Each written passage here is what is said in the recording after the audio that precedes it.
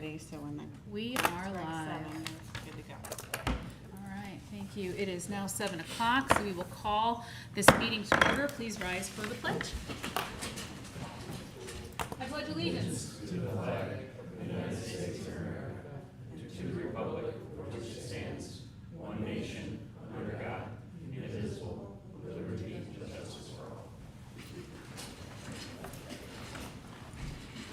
Okay, thank you.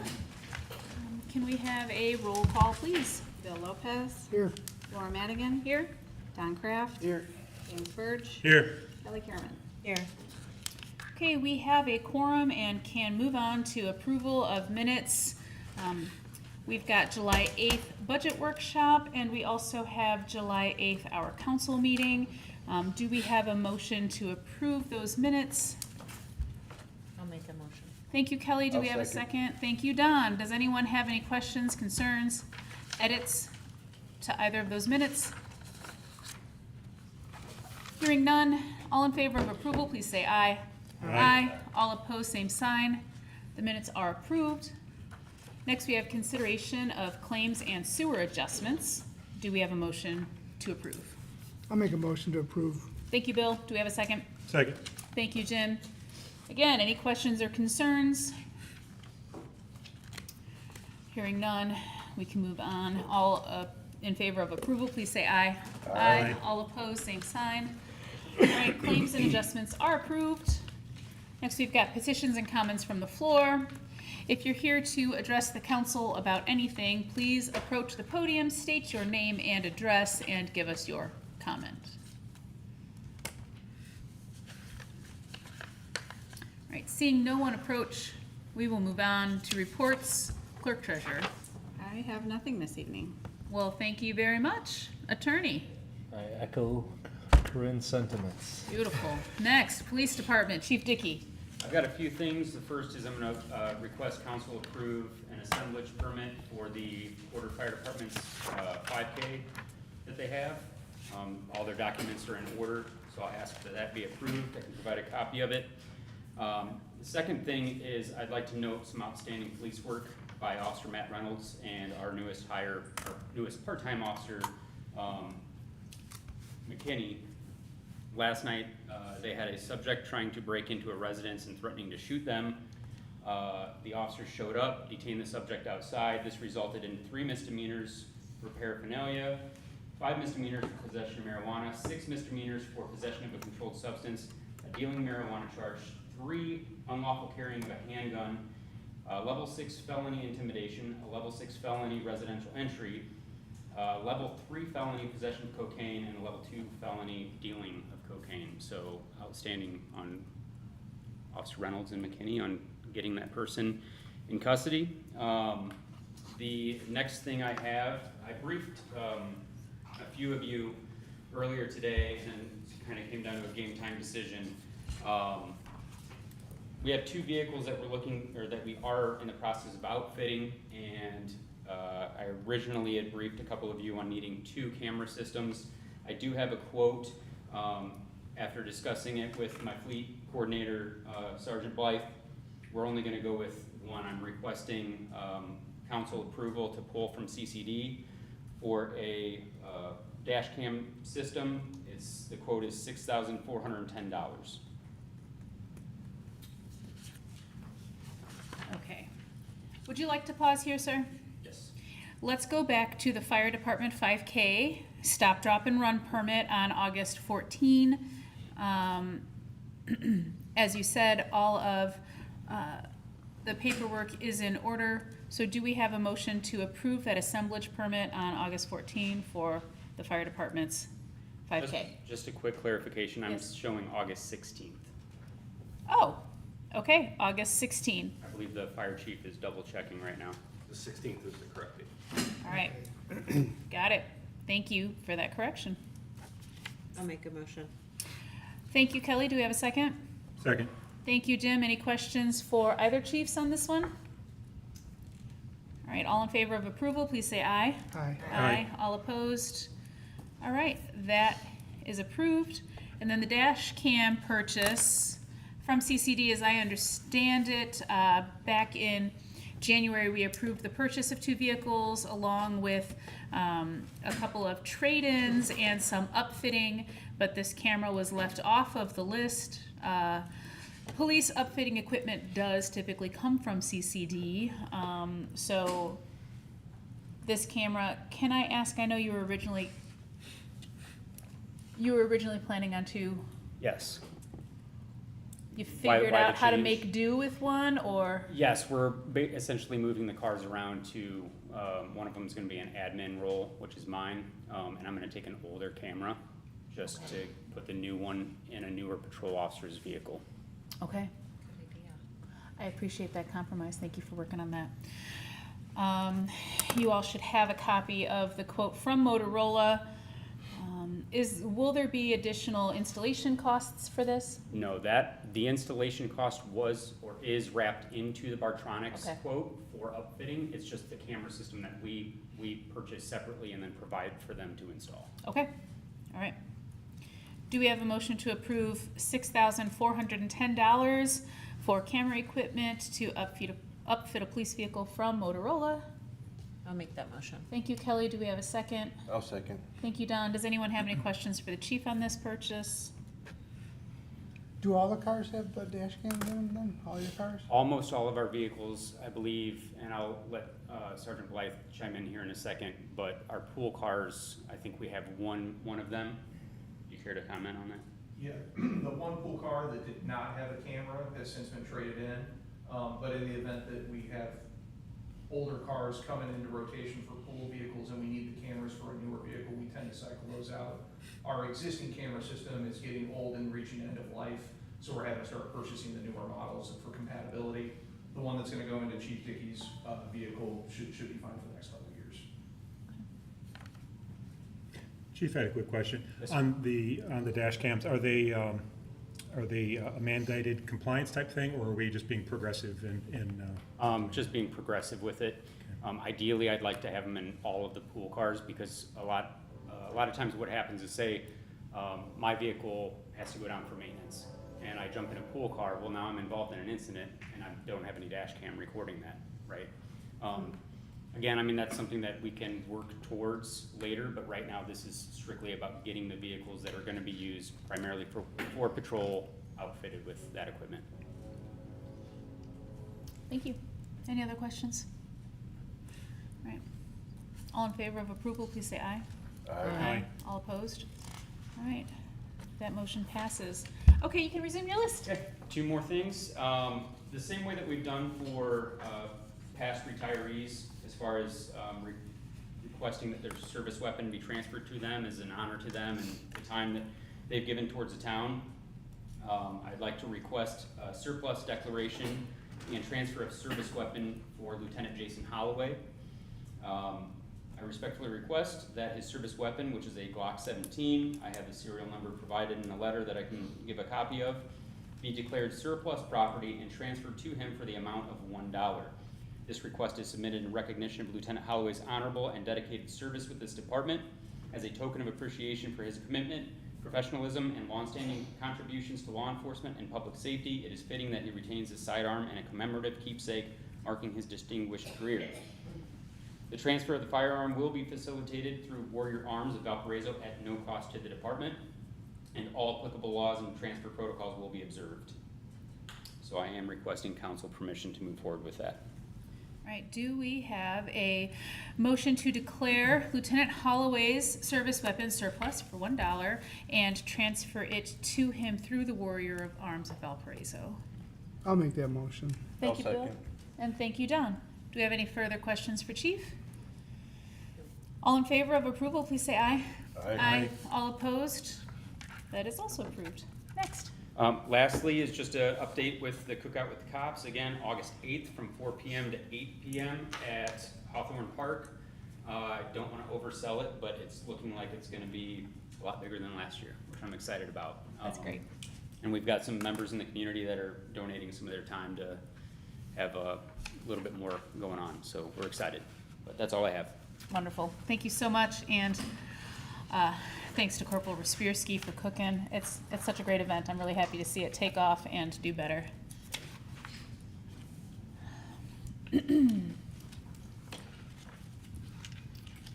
Next, we have fire department. I have nothing to report, thank you.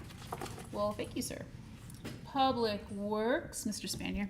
The only thing I got is a quick request. Again, we had 3 requests for brush to be picked up, all 3 from the alley.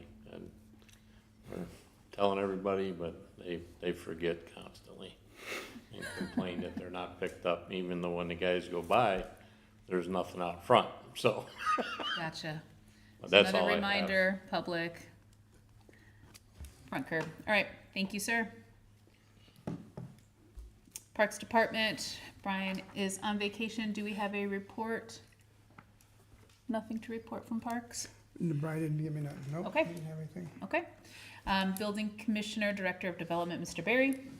First item, I have 8 contractors who have paid their fees and met all our requirements for contracting. Okay, do we have a motion to approve the 8 contractors that have paid all their fees and met all their requirements? So moved. Thank you, Jim. Do we have a second? I'll second. Thank you, Kelly. Any questions for Mike? All in favor of approval, please say aye. Aye. Aye. All opposed? Motion passes. Thank you. You're welcome. Paving project starts next Monday on the 28th. Letters were sent out to all of the residents of Porter Cove. I'm gonna post that on the website. I got a better copy of it. They pretty much laid out the order of streets that we're doing and pretty detailed letter to everybody. I think Bill got one and Corinne got one, so you probably got one, yeah. So pretty excited about that, getting ready to start that. Generator update, we have the large transfer switch mounted to the side of the police station, and the one coming over here is bigger. They did pour the pad for the generator over there. Tomorrow, surveyors are coming, we're gonna shoot some grades in the alley, and then, when that gets removed, all the stuff gets taken out. Our Fine Public Works group will be doing some demolition, and then, they'll start, putting all the underground in, and pretty soon there'll be a generator there, and that's good. Then they'll move over here. You might have seen they've marked back here also for removal, so we're finally moving forward on that. Beautiful. And I have 2 other little items. So on Worthington Drive, when you pull in off of 20, there's 3 street lights on your left as you're driving in there, and they have been out for a while, and the Worthington had contacted Brian for some reason.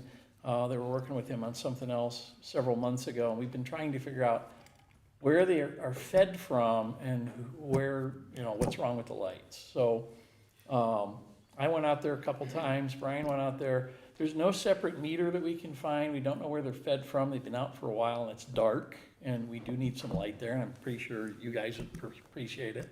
Circle R Electric is out there working on a project for Worthington, and they are also doing some street lights farther up the road that belong to Worthington, and they're different lights. They're not the same kind of lights. So they said they would go out there and check the lights to see if the lamps are burned out and change the lamps if that's what's needed. If there's a feed issue, figure out where they're fed from, and they'll do it on a T&M basis. I asked them to send me a fee schedule, which I didn't get yet, but it's probably gonna be a few $100s to do that. So I'd like approval to have them do it on a T&M basis so we can get the lights fixed. It's been out for a while and they have been complaining about it, so if that's okay with the council, I'd like to go ahead and get that done. I'll just get a better number for you tomorrow. I don't have it right now, so.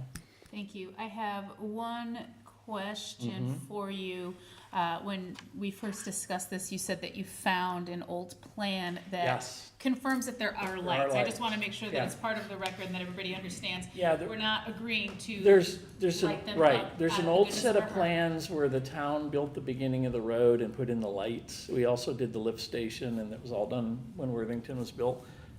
Somehow we've lost track of who's supposed to be maintaining those lights, and it is a public street for 1,200 feet, so it's actually our road. We don't maintain it all the way back there. Basically, Worthington maintains a lot of the roadway, but it is a town street, and it's on our NDOT map, so. And so those are our Those 3 lights are our responsibility. lights, Yep, yeah. okay. Well, the responsibility's still up in the air. Is that still Yeah. up in the air? Well, it's kind of like the repairs there. Yeah. They've always Yeah. taken care of them. The town did put them in, but Right. there's a good there's at least a possibility they're connected to them. That's what we gotta find out. If they're connected to the rest of the lights, then Which would I'll send kind a bill of, to them. You know, yeah. tell us that, yeah, they're supposed to be the ones But we taking don't know care where of they're them. fed from, so, But, So there's a possibility that they're fed from a meter that belongs to Worthington? yeah, we don't know yet. So that's what I need to find out. We're Okay. doing investigating. Okay, So if that's okay, we'll go ahead and find out. okay. So you're asking for the council Consensus or something. consensus to ask Circle R Yes. to find out where it's coming, okay. Yeah, and like Jamie said, if they're their lights, they're paying for it. They're already contracted with Worthington to finish the rest of their lights, so we don't know whose they are, but we built them. Okay, okay. And otherwise, it would be less expensive for us if it is our responsibility, since they're already there. They're already instead of there. having to come Yeah. out separately just for that. Yeah, and if it's just changing the lamps, they are going to find out where they're fed from. Because I'm not aware that we're paying a bill for NIPSCO for that. Okay. Usually we have a separate meter, and then Corinne gets the bills and we pay the bills, so I can't find where that's fed from something that we would pay for, so that's gonna answer the question. Got it. Investigative study and repair. Do we have a consensus to allow Okay. Mike to work with Circle R on a time and material basis to figure out who's paying for these lights? Thank you. Yes, Last year, yes. we got approved a maintenance agreement with Bucks for Town Hall. Mm-hmm. That expired. I have a new maintenance agreement. I just didn't get it around to everybody yet. It's basically the same and has the option to auto-renew. Chris looked at it and said it was fine. It's the same price. It gives us a discount on any repairs.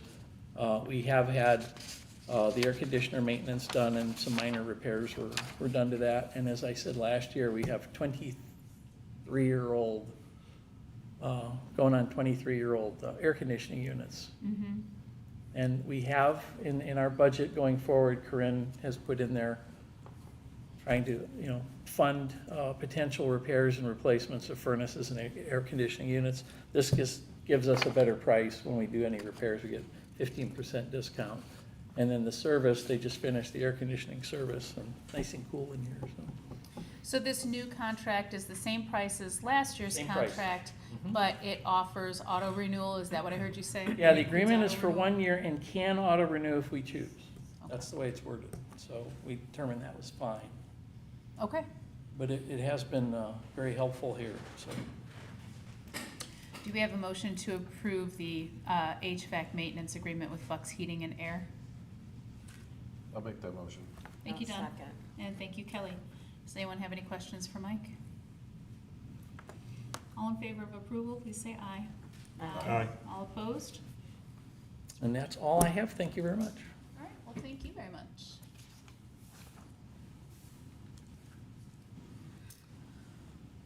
Okay, now we get to move on to old business. We have an Environmental Sustainability Commission seat vacancy that still needs to be filled. And I do have an appointment for that. I would like to appoint Peter Salashka Dalton from our RDC board to also serve on the ESC.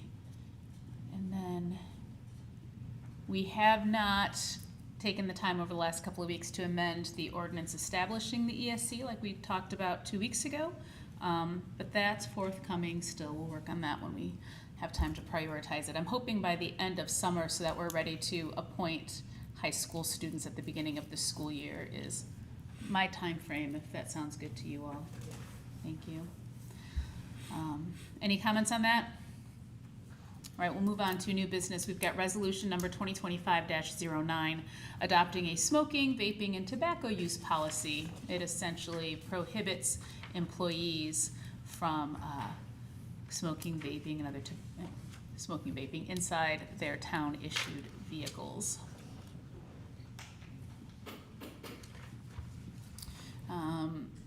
This is the first time it's on the agenda. We do have the authority to go ahead and pass it tonight if that's what the council chooses to do. If the council chooses instead to discuss it and table it for the agenda 2 weeks from now, you can also do that.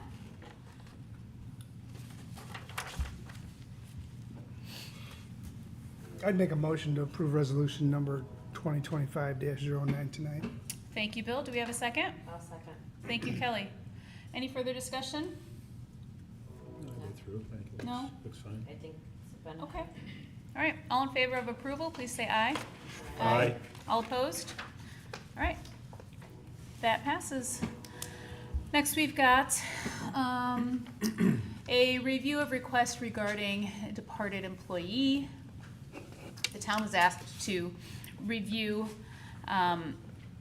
the determination of an employee's final compensation after separation from employment. And we have reviewed the town's handbooks, other pertinent information relevant to determining that employee's final compensation. And it is up to the council to make a motion one way or the other.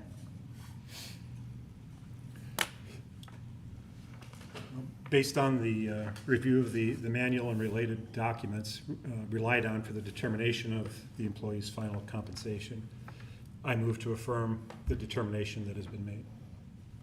All right, thank you, sir. Do we have a second? I'll second that. Thank you, Don. Do we have any further comments or questions on this? All in favor of approval, please say aye. Aye. All opposed? Okay, we will move on to ordinance 2025-08, amending the 2025 salary ordinance. Corinne, are you ready to rock and roll? Sure. Thank you. Digging it out here. So I guess where do we start? Just to kind of give an overview, the salary ordinance was rewritten to basically cover all the things that really should be in there. So there's a couple things that it does change as far as some policies. So one of those is compensatory time and allowing it to be earned and used by all the employees in town. Our current handbook says that employees of the police and fire department are not eligible to earn compensatory time. We did have a detective earning it, but again, this would open up that policy to everybody.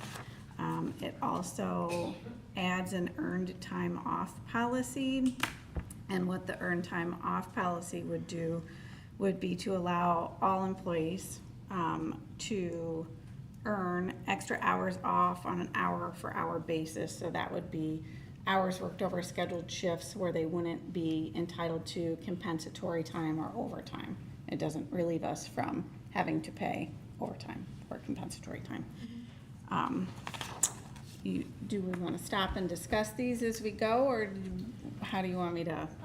Sure, Right along. sure. Let's stop with the comp time. I think it's also important to include that the combination of comp time and ETO is maxed out at 40 hours. Those employees are encouraged to use that time rather than bank it and let it sit there forever. And it only gets paid out at their separation of employment unless they appeal to the council and the council has the authority to override that. I think those are the... Correct. Our current policy for compensatory time puts the cap at 32 hours, so this would change that cap to 40 hours. Compensatory time on the books, same with earned time off, is gonna be a liability to the town in that, if an employee leaves, we owe them that money, right? So it's important to keep that number in check. So that's, I strongly feel it should not go any higher than 40 hours. I mean, if it's lower, that's, I guess, up for you guys to make that policy, but. Does anyone have any comments or questions on the comp time portion? Just, the only one I had was, so is there a time frame it has to be used, or is that open? I guess it doesn't matter because it is only 40 hours, but. I This think there doesn't- is in there somewhere, but it's like a year. And with it being rolling, even though you wouldn't get rid of it all, you'd probably get rid of the oldest, so. Right. It's a long time, whatever it is. There's something in there, but The way the old policy was written was that way? the old policy said you had to use it in 6 months. Gotcha. I don't think that's what the handbook says now. No? Okay, So this doesn't have a time on it. I mean, in terms of actually tracking that accurately as to when the employee uses it and then, earns it and then uses it is kind of difficult. So, that's another reason for keeping the hours low, because it's encouraging people to use it. And so this draft that we're looking at does not have a time limit that the employee needs to use it by. They're encouraged to use it so that it doesn't just sit and go to waste, but they can let it sit there until their last day of employment if they choose to.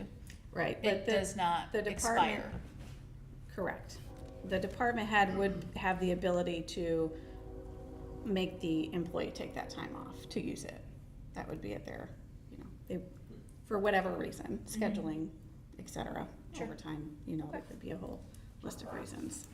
Is there a benefit to having them use it up that same year that it's encouraged, so you don't have to have the admin of trying to keep track of it year after year? Yes, because by law, when you pay out compensatory time, it needs to be at either their final rate of hourly pay or the average of the last 3 years of pay, whichever is higher. So, right, if they're earning it and then hanging on for it or hanging on to it forever, the rate that we're paying it out is gonna be higher if they got, bumps in pay, cost of living increases or whatnot.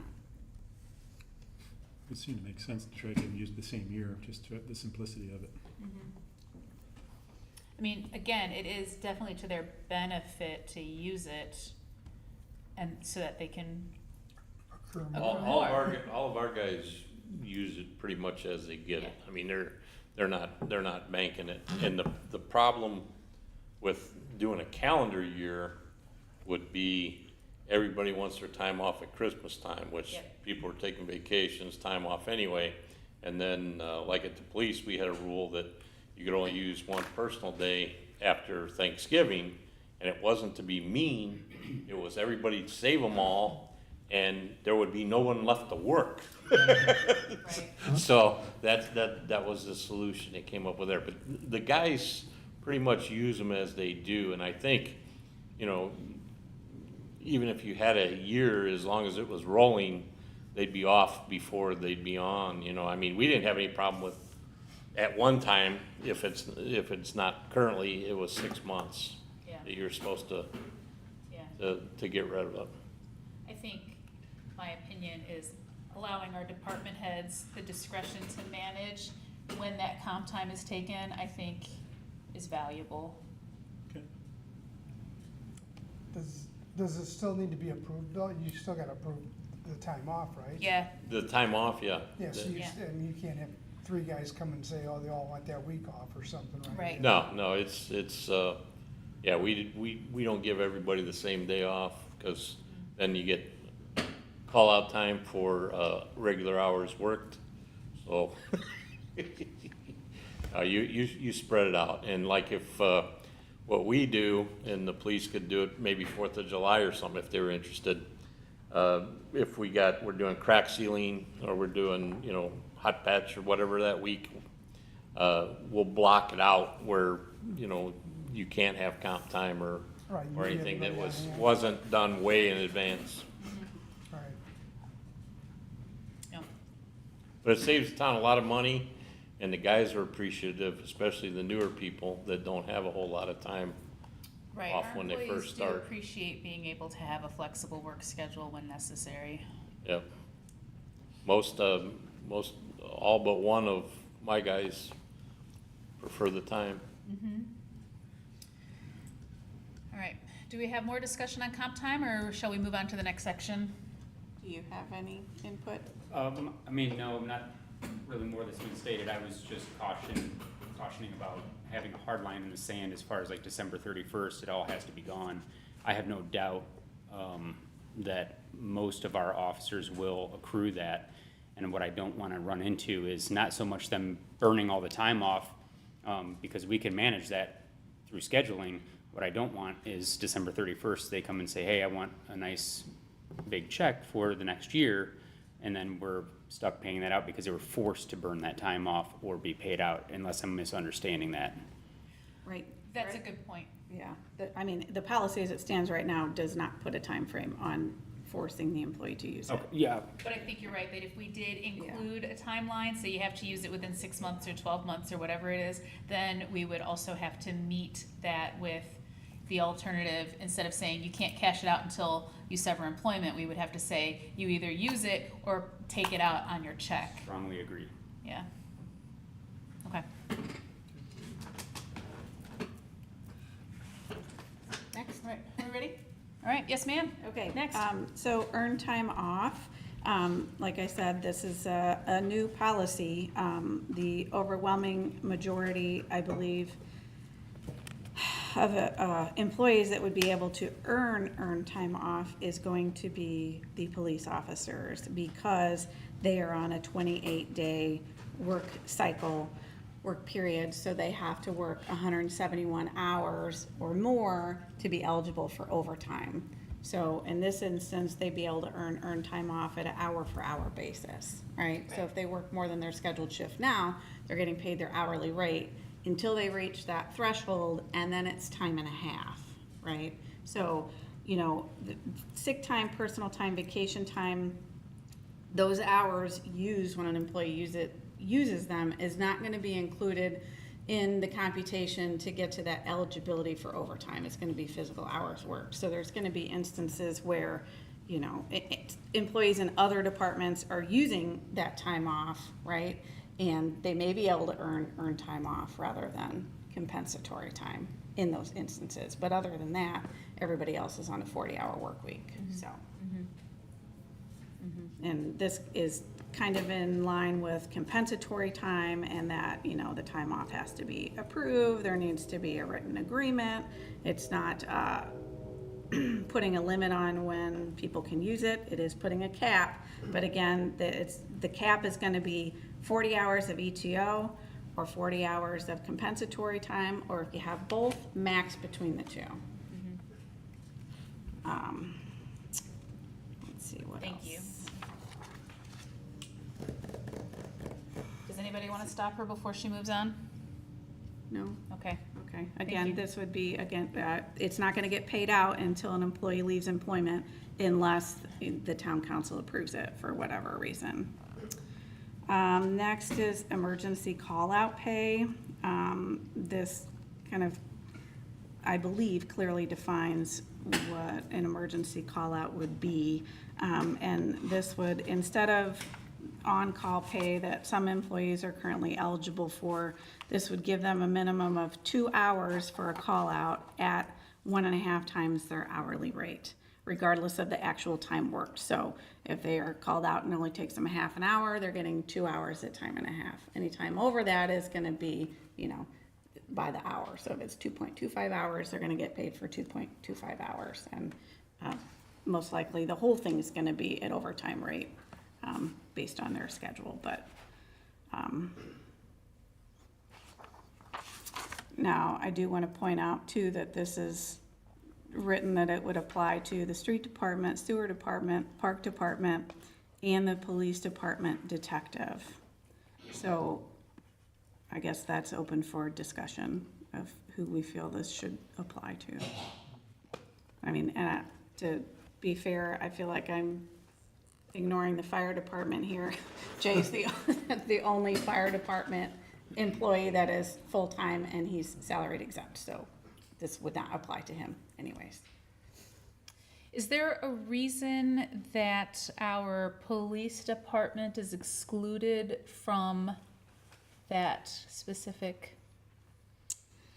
I guess this was kind of written based on the policies we have in place, so like I said, that's a policy decision, that's yours, council's. Sure. Something that I would request is that it does apply to all of the police officers, and again, highlighting that it is an emergency call-out situation, not just covering a shift, right? Someone called off, and now you're gonna get time and a half for 2 hours plus that shift. It'd have to meet the definition of an emergency call-out. Reason being that it shouldn't just apply to the detective themselves is we have one detective. That detective might be on vacation, might not be able to respond for whatever reason. So now we have to go to the next person. which will fall to me as a department head to find out who can come out. But I may very well be calling Sergeant Blythe at 2:00 in the morning stating that, hey, I need you to go and respond and assist with whatever investigation is going on. It doesn't change the definition, it's still an emergency call out. So I would just ask that it doesn't hone specifically to the detective. And again, obviously asking you to trust the department heads that manage that. It's not just gonna be abused and called out for anything, so. And all of the emergency call-outs are by the directive of that relevant department head. People don't just, oh, Joe needed help, so I came in and helped him. It's, your department head has to call you out, and it qualifies as an emergency. I'm inclined to agree with Dan's position on this one and not exclude our police officers. You are as well, you said? Yep. Okay. If we include that change in the next draft, do we have a consensus that that's okay, or do we have some disagreement? That'd be all right. Yeah, I agree with it, yeah. okay. What else do you have, Corinne? Let's see. Emergency closings, that is current policy in the handbook right now. Next section would be specialty coordinator and certification pay for the police department employees. Dan and I went back and forth quite a bit on this section. What I did here was try to use what's on our current salary ordinance as far as specialty pay and keep it as closely aligned with what we're paying now as possible. And there's a couple things that are eliminated. I will let Dan elaborate.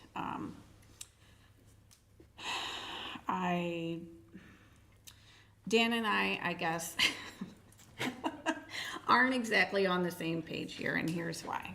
I think we both agree, and I'm not gonna pretend to know anything about what all this means or what they do, right? So, the whole thing needs an overhaul. It's just budget constraints this year that prevent that, right? So the budget was based on what's in the current salary ordinance now and really not much more, and it's very, very tight in the general fund, police department specifically. So, Dan? What I would request, because as far as, I would say that we're still very much working through it. Yeah. And I don't want to not be on the same page as the clerk treasurer. What I don't want is to have something rushed and passed tonight that we can amend later. So I would ask that we table that, if that's a possibility. 100%. Tonight's the first reading of the ordinance anyway, so if you've got things about it that you would like the rest of the council to kind of hear from you on, so that they Sure. can consider it over Okay. the next 2 weeks, and you've got 2 more weeks to fine tune it. I think 3, because we've got an extra week this month. Oh, What is do you- it? I think so. Do you- So you've got some extra time. Sure. Yeah, so a little bit of background. Police specialty pay pertain to things that went a little bit above and beyond a normal patrol officer's skill set. So it might be something that the officer sought out. They wanted to be a drug recognition expert, a crash reconstructionist, and they did something that took a significant amount of time and continuing education. So there was a specialty pay for that, a stipend to basically offset all of the work that they're putting in. But as we dug into it, we found that there were certain things that maybe didn't require a certification, but they took a lot of time. For example, being a scheduling coordinator, there's no certification for it. But when I was doing the schedule, I couldn't tell you how many phone calls and text messages and emails that I answered off the clock at home that had to be answered because someone just got hurt and they're gonna be off for 3 months, or someone's sick for a week. It's very, very daunting, and it's very, very time consuming. So basically what we've done is we've broken it down into 3 different categories. Specialty pay is gonna be the highest tier. We haven't obviously settled on a monetary amount, but that is the most demanding of the 3. And that's gonna be something that requires a lot of time, a lot of continuing education. Moving on down to the second is a coordinator position. We've got a fleet coordinator. Currently, Sergeant Blythe is our fleet coordinator. That goes in addition to answering calls for service and doing what his routine patrol job entails. He's calling dealerships, getting quotes, making sure that the equipment is ordered that needs to be put in the vehicles, maintaining mileage, maintaining service records as far as maintenance with the town mechanic. So there's a lot that goes into that, but there's no certification for it. Should he be, or should that position be compensated for their time? I think so. Moving down is certifications. This is something where, for example, a field training officer, or I guess field training officer is the best example. You go to a course for a few days, you get the certification, you're now able to train other officers, and it's something that the department utilizes you for. However, it's not something that you do all of the time. It's sparse, right? It's not as much or demanding as the other two tiers. So that's it in a nutshell, and I'm obviously happy to discuss and answer any questions here or outside of the meeting, so. If I could add, another reasoning for specialty pay is by statute, you gotta pay all the sergeants the same, you gotta pay all the patrolmen the same. You have some people that wanna come to work, collect their check, and they're done. You have other people that are willing to help out the department, do extra, and this is a way to reward people for doing more than the bare minimum because you can't do it by an evaluation. You know what I mean?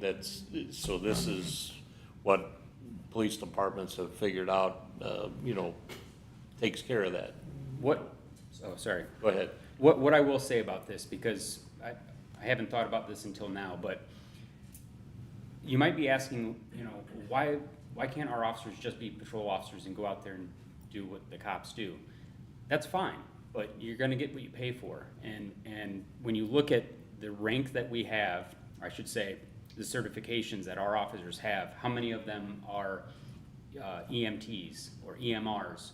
They've literally saved lives out there. Whereas maybe a general patrolman doesn't have that skill set. They don't have the equipment, and if they did, they wouldn't even legally be allowed to use it. Instructors is a very demanding field to have. I myself am a defensive tactics instructor. That's not just a simple certification. I have to write my entire course curriculum. I have to report it downstate. I have to go to continuing education. It's typically 1 to 2 weeks out of the year. I have to host several classes a year. There's a lot to it, but now if I or one of my officers gets into a physical altercation, they've got me as an in-house instructor to be by their side. Maybe if there's something remedial needs done, we don't have to outsource anything. The fact that we can do so much, Porter is such a small town police department, yet we have crash reconstructionists, we have EMTs, we have drone operators, we have drug recognition experts, we have every psychomotor skill set, Evo firearms and defensive tactics. It's impressive. And so basically, if you're wondering why do we need all of this, that's why. The quality of the officers that you have working here, so. I think it's helpful, thank you for that explanation. I think it's helpful to point out that they already receive specialty pay. It's just the way that we've been offering it really makes our payroll clerks' heads explode because it needs to be calculated as part of their base pay in order to accurately pay out time and a half, et cetera, right?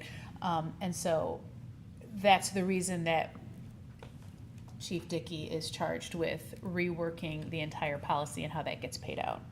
Is that correct? Fair Yeah, enough? that's correct. So first, I just want to say, I value you guys and what you do. I don't want anybody to think that I'm like, no, take it away. They don't, that's not it at all, right? We have a limited dollar amount to work with, and I just leave it at that. So, Yeah, I'm very much. Okay. We actually are on the same page as far as I'm learning more about the budget. I think she's learning a little bit more about obviously the police side of it, and we'll find common ground for sure. So I know you will. the salary ordinance right now lists these specialty pays as $333 a year. We don't pay it as an annual stipend, we pay it out as a portion biweekly, right? So that's why it's listed biweekly here too. That's the same with the other salaries. Instead of putting them by the year, it's just complicated that way. Listing them all biweekly is simple, to the point, it's exact to the penny when we pay it, right? So there's $333 a year, and then the coordinators, like the IDAX, dispatch, patrol, fleet maintenance, we're all $650 a year. So if you take 300, sorry, not fleet maintenance, I listed some that weren't, but $650 divided by 26 is 25, $333 divided by 26 is 1280, etc. So that's where those numbers are coming from. It's not changing what we're paying, right? I guess that's really all I have. All right, thank you. Would you like to pause and discuss this, or let her continue? Questions on that section? The only question I had, Corinne, is going back to the, on the emergency call-out. When that's calculated, is there a standard payroll process for that? Or when those extra dollars are spent in that way, do they have to do a separate report to you so you can keep track of it? They would need to document in one way or another when they do their timesheets that, this overtime on such and such day was for, X, it was an emergency. Okay, so we have a process already in place that they can utilize to do that, or is there something additional that has to be done? No, Okay, just, noting it properly. that's all. Thank you. You may continue. Okay. The next section is just listing licenses and certifications, membership dues that we pay for specific employees. I guess it's to a league, organization, whatever, but it's tied to an individual employee. So it does include a provision that the town council can approve stuff that's not listed here, because this is just kind of a very basic list at this point. I know that there's more that we just haven't really gotten it all in time. Clothing and equipment, we asked all the departments how they're currently paying out for clothing and equipment. So that's what that section sums up. You want me to keep going? I think so. Okay, longevity pay, this is keeping it the same. I do want to clarify, though, that longevity pay is not paid in a lump sum at, an anniversary date. It's spread out bi-weekly, as is everything else. So because we're setting it at $125 a year and there's 26 pays, it never breaks out completely even. So this does clarify that language, that rounding it may result in a slight variance. I think the most I've ever seen is like less than 20 cents annually, but it's always going to be rounded to the shortage rather than an overage. Again, pennies. Benefits schedule. This lists our current benefits as far as health, ancillary coverage, what the town is paying versus what the employee is paying. Health insurance incentive, no changes there. It's just recapping the 3 people that are grandfathered into that. This does list it as a biweekly stipend instead of an annual stipend. Group life, that's all the same.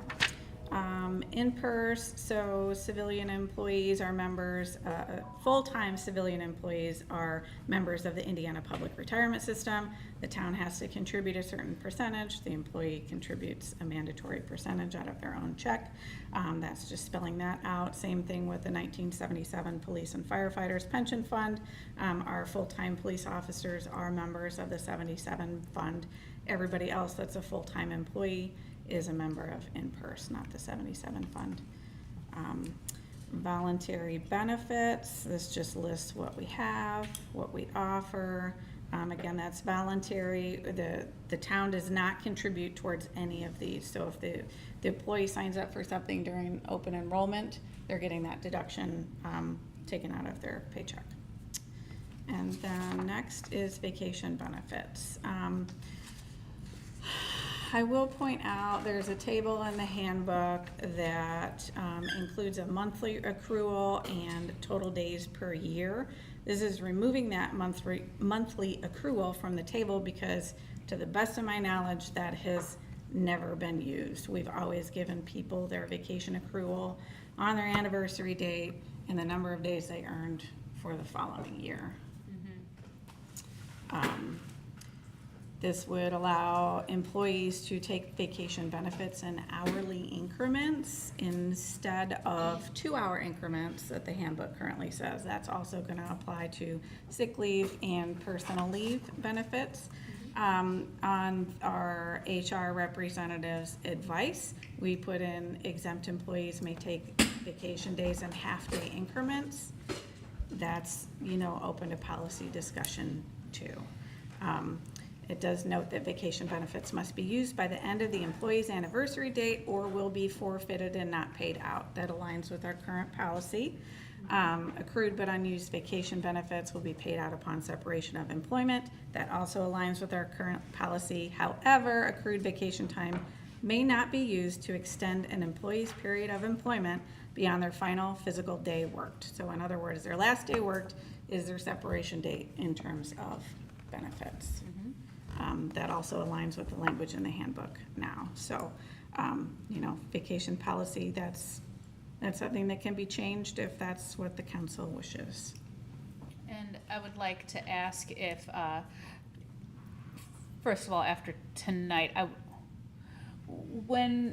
would like to see if it's okay, each of our department heads peruse this, and if there's something that you think is problematic for your department or for yourself, for example, the half-day vacation, if that's just unreasonable for whatever reason, work with your liaison. Any changes that you want to see in this, work with your liaison to negotiate that over the next couple of weeks. Is that fair?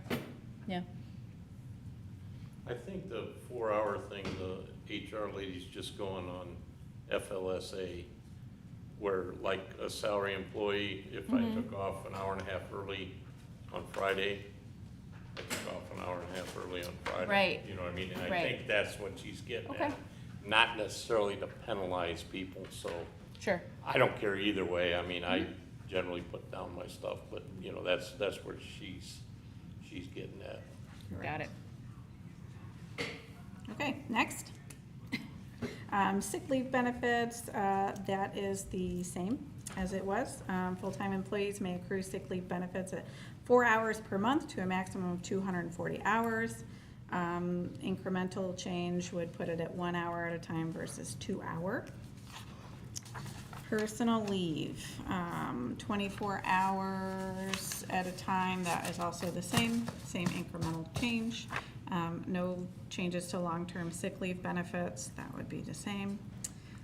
Community activities leave, I don't really know that many people are aware of this policy, I don't know, but it's in the handbook now, so it's here because we're paying people to, go volunteer out in the community.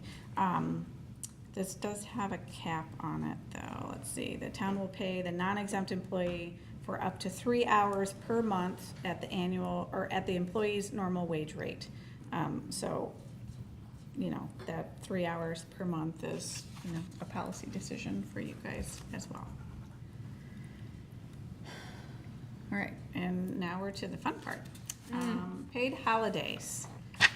There's some new language in here, a proposal to reconfigure the police department employees who are working on a holiday incorporated schedule and how they would receive their holiday pay. So, Dan, if you don't mind kind of giving them an explanation of what we're doing now? What we're currently doing? Yes. So in our 28-day pay site, or in our 28-day schedule, I guess I'll call it, each officer gets what's called a payback day, and currently it's somewhat convoluted, and a payback day is comprised of several different components from the holiday hours, personal time, and then any mandated function within the department. So for example, 4th of July is a perfect example of this. Every officer, it's all hands on deck. We need everybody that we can get. And it's been standard practice that on 4th of July, everybody is there at least for the first 4 hours. They don't, if they're not working that day, they don't get paid for those 4 hours, but that 4 hours gets rolled into their payback day. So if you're not confused already, you can kind of see why we're looking at changing this. That's how we're doing it currently.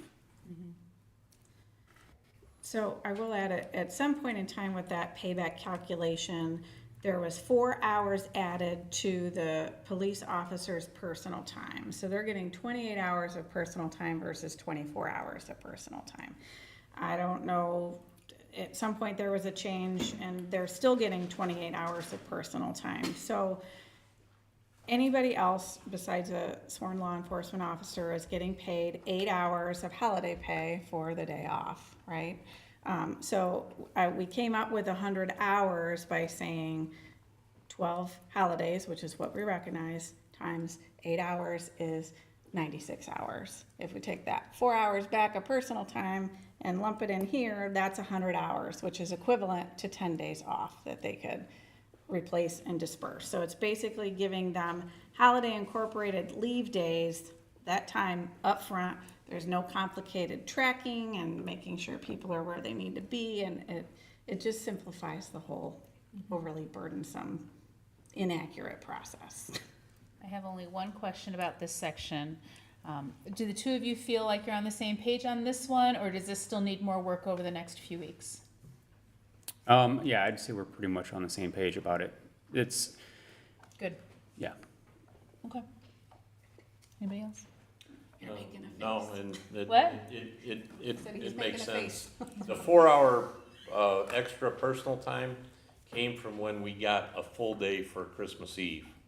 Because the police already had the numbers worked into their payback, they didn't wanna lose out on 4 hours that everybody else was getting, so the council, easiest way to fix it without getting back involved with that was just to give the ones that worked the rotating in the shift there 4 hours extra personal time to pay back. But that I like that idea. It's smooth too. And the other thing with that, without that, I was thinking about earlier with everybody, if everybody gets comp time at the police department, you could just pay them when they work the holiday time and a half, and then for the holiday they get to bank 10 hours comp.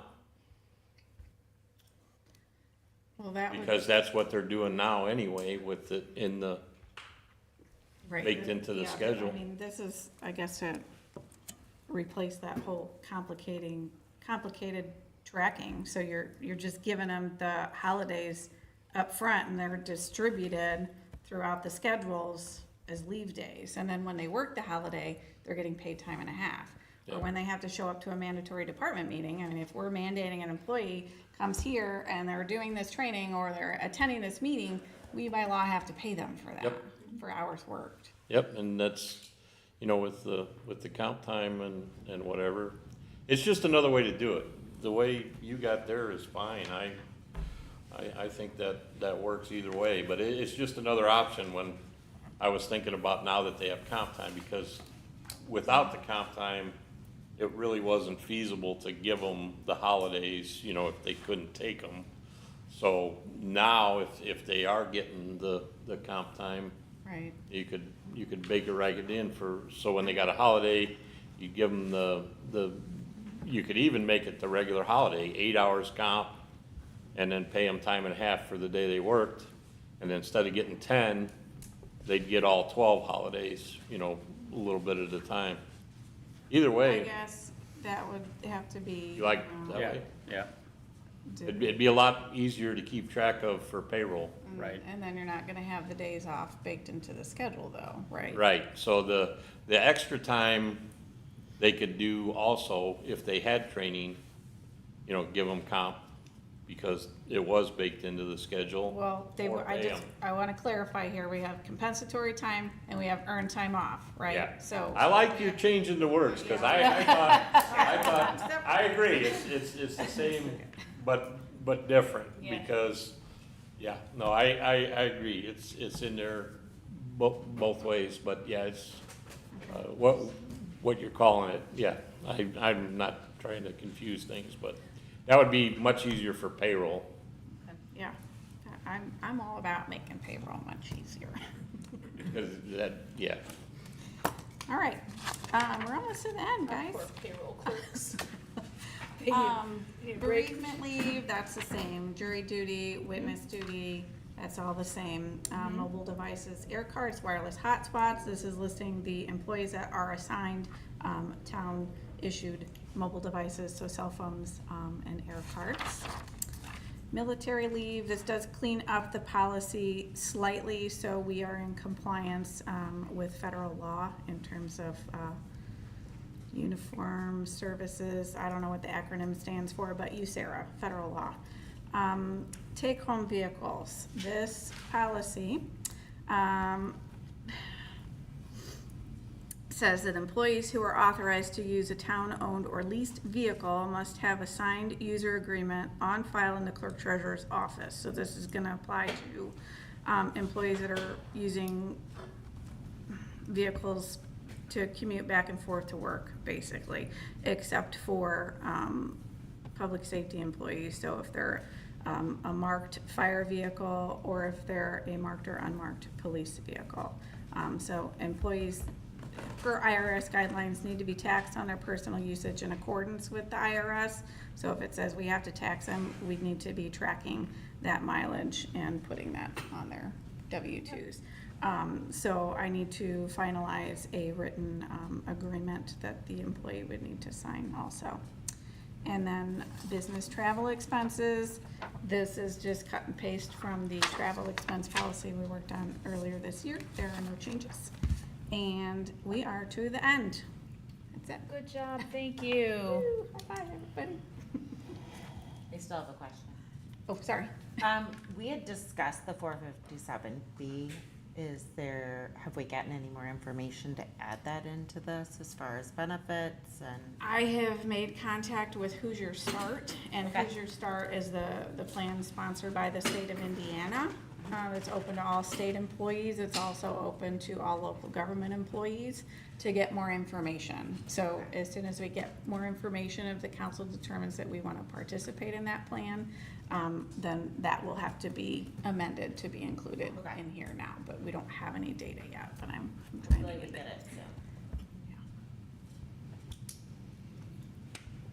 so. Okay, so that ordinance still has some work to be done, not a whole lot though. I'm confident that it can be polished by August 12th.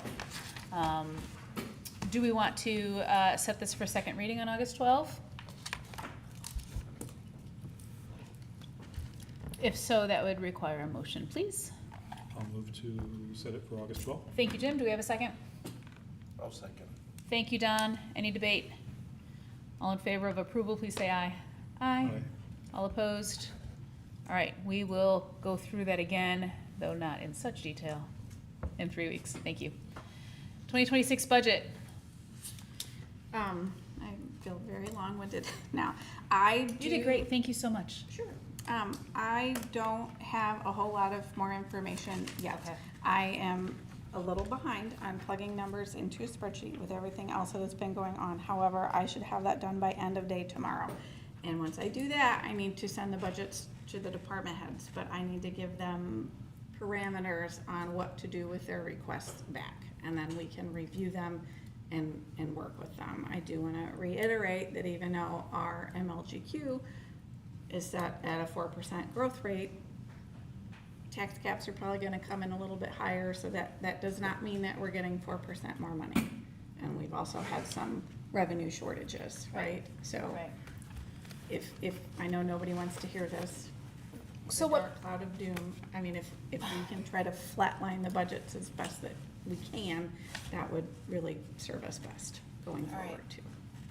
So department heads, could you please do your best to try to flatline moving forward for next year's budget once she sends those numbers to you? If we plan for the worst and hope for the best, then we might come out A-okay. Anybody else have anything to add to that? Okay. Thank you. Do we have council comments? Couple. Yes, sir. Nobody else Please, does? yeah. One, I wanted to thank Chief Dickey for your detailed reports you've been consistently providing on things going on. And like to call out Officer Reynolds, it's outstanding what they did, not only to break up the illegal activity, alleged illegal activity that's going on there, but apparently preventing a tragedy from taking place as well. So, and obviously the very dangerous situation, so kudos to the department, and to Officer Reynolds. Second is just saying thanks to Corinne going through all this salary stuff. It's a huge undertaking, and I fully support your efforts to streamline and simplify that system. That's greatly appreciated. Thank you. And then the last is, I had a question for Michael. Any updates from American Water on our fire hydrants getting repainted? Nope. Nothing yet, okay. No, I've asked him a couple times and no, nothing, Very nothing. good. That's all I have, thank you. Well, thank you very much. Any other council comments? Going once, going twice. Motion to adjourn? So moved. Thank you, Bill.